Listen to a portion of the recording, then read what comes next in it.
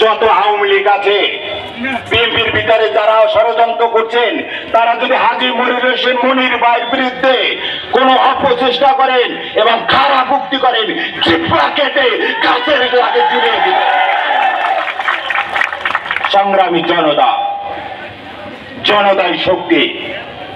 হাজী মনির হোসেন মনির ভাইয়ের লক্ষ লক্ষ টাকা নেই, কোটি কোটি টাকা নেই, কিন্তু আছে জনতা, জনতাই শক্তি। তাই আপনারা সবাই দলে দলে যোগদান করে হাজী মনির হোসেন মনির ভাই যে সময় যে ডাক দেবে আপনারা প্রস্তুত থাকবেন।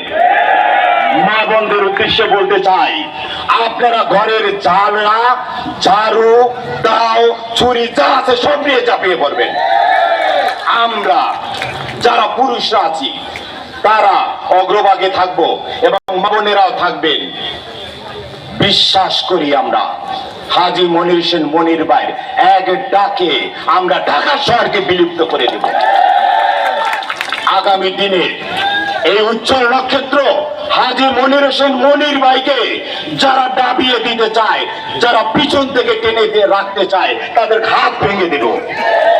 সংগ্রামী জনতা, সময় কম, অনেক কিছু বলার ছিল, বলবো না, কিন্তু এই যুগান্তর পত্রিকা, আমি বলছি যুগের অন্ধকার পত্রিকা, তোমরা সাবধান হয়ে যাও। ওই সম্পাদককে বলতে চাই, কতটুকু লেখাপড়া করেছো? আসো আমার সাথে টক্কর মারো, কতটুকু লেখাপড়া করেছো বুঝো। By the people, for the people, of the people বুঝো। একজন নেতার সম্মান বুঝো। নেতা এমনি এমনি তৈরি হয় নাই। তুমি খালি দু কলম লেখো আর মানুষের থেকে টাকা খাও।